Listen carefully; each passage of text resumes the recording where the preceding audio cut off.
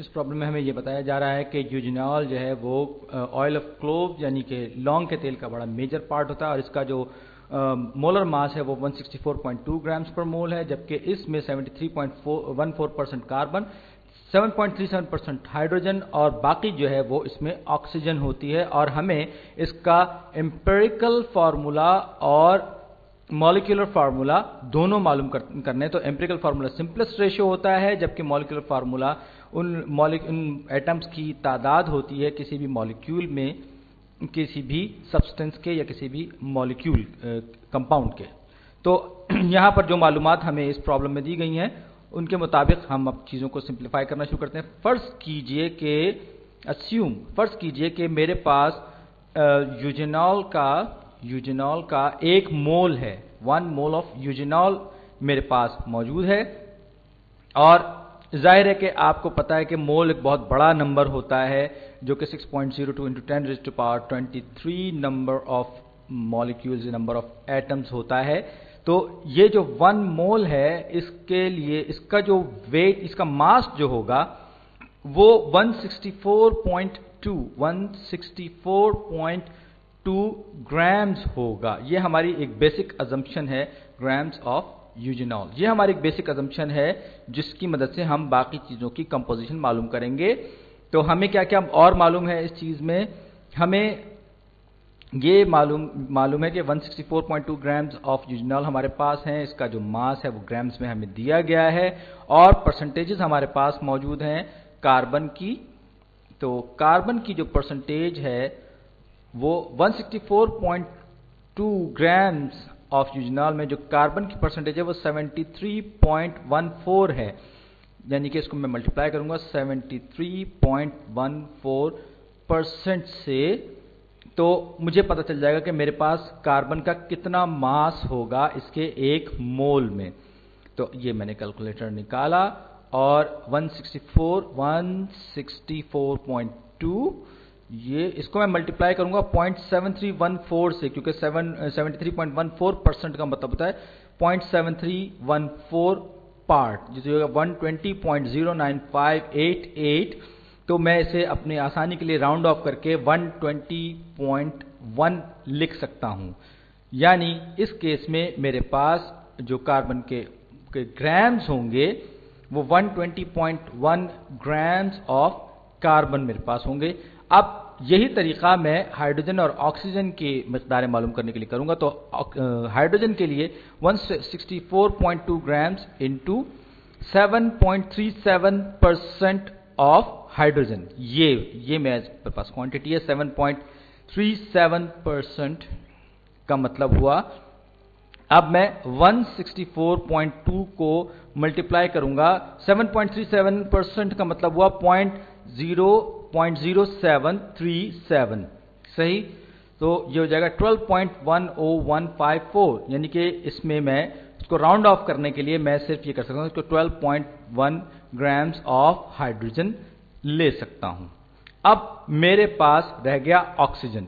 तो मेरे पास 2 तरीके हैं, एक तो ये कि मैं परसेंटेज मालूम करूं ऑक्सीजन की और उसको इसी तरीके से मल्टीप्लाई करके मैं इसको लिख लूं यहां पे, और दूसरा जो ये कार्बन लिख गया मैं, ये हाइड्रोजन था। तो अब दूसरा तरीका यह है कि मेरे पास जो कार्बन और हाइड्रोजन के जो मासेस आए हैं उनको मैं इस कंपाउंड के टोटल जो मास मुझे मालूम है उससे मैं माइनस कर दूंगा, तो मेरे पास ऑक्सीजन का मास आ जाएगा इस 1 मोल में। तो मेरे ख्याल से ज़्यादातर आसान तरीका यही है। तो 164.2 माइनस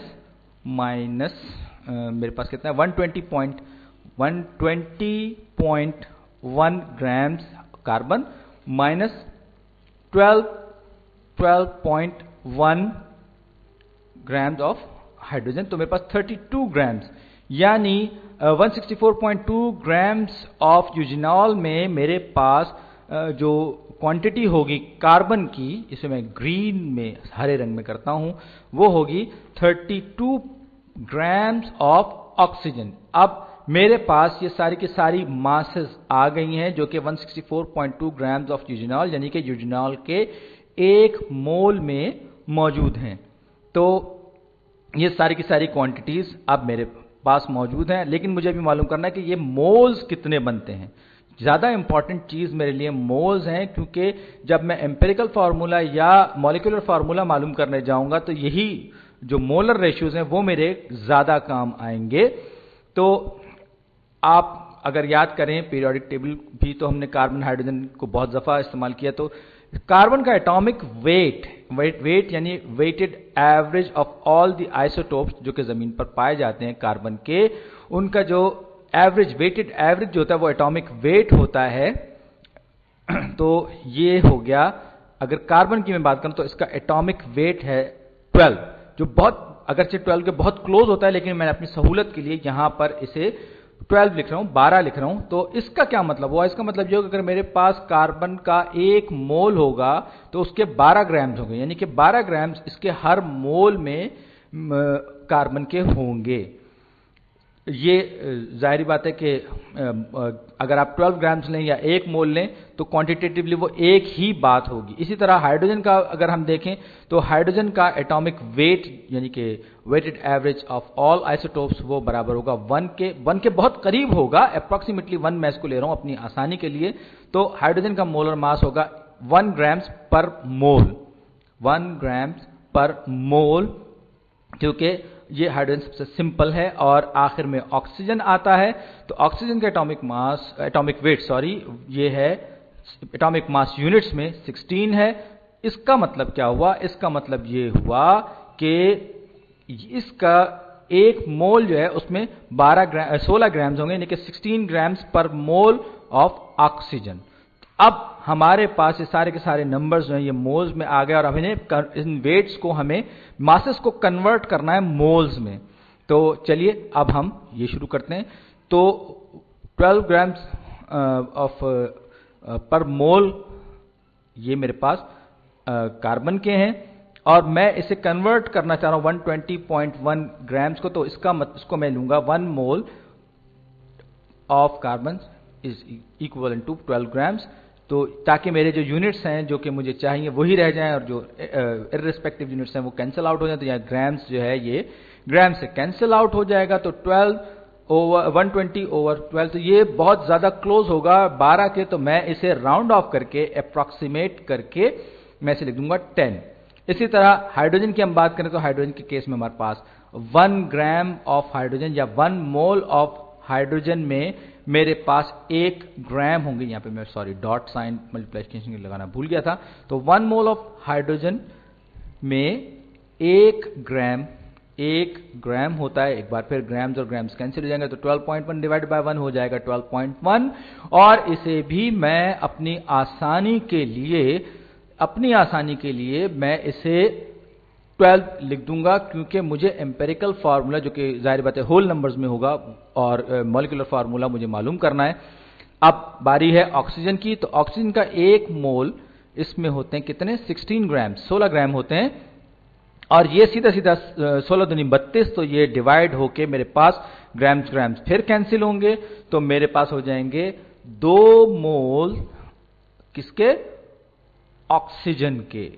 अब आपके पास ये सारे के सारे रेशियोज सही कंडीशन में आ गए हैं और अब मैं इनकी मदद से मालूम करूंगा कि एम्पिरिकल फार्मूला क्या होगा और इसका मॉलिक्यूलर फार्मूला क्या होगा। तो ये रेशियोज को अगर मैं इनको कन्वर्ट करूं मोल्स को एटम्स में, तो कार्बन के 10 एटम होंगे हर मॉलिक्यूल में और हाइड्रोजन के 12 एटम होंगे और ऑक्सीजन के 2 एटम्स होंगे, यानी कि C10H12O2 होगा। ये मेरे पास मॉलिक्यूलर फार्मूला आ गया है यूजिनॉल का, यानी कि यूजिनॉल के हर मॉलिक्यूल में 10 कार्बन, 12 हाइड्रोजन और 2 ऑक्सीजन होंगे। तो ये हुआ इसका मॉलिक्यूलर फार्मूला। ये मुझे थोड़ी सी परेशानी होती है मॉलिक्यूलर को लिखने में। तो लेकिन एम्पिरिकल फार्मूला सिंपलेस्ट रेशियो होता है, तो लिहाजा मैं इसको किसी ऐसे नंबर से डिवाइड करूंगा जो सब में कॉमन हो और सब पे ये होल नंबर्स के फॉर्म में डिवाइड हो जाएं, रिजल्ट जो है वो होल नंबर की फॉर्म में आए। तो मैं इसको 2 से डिवाइड करूंगा।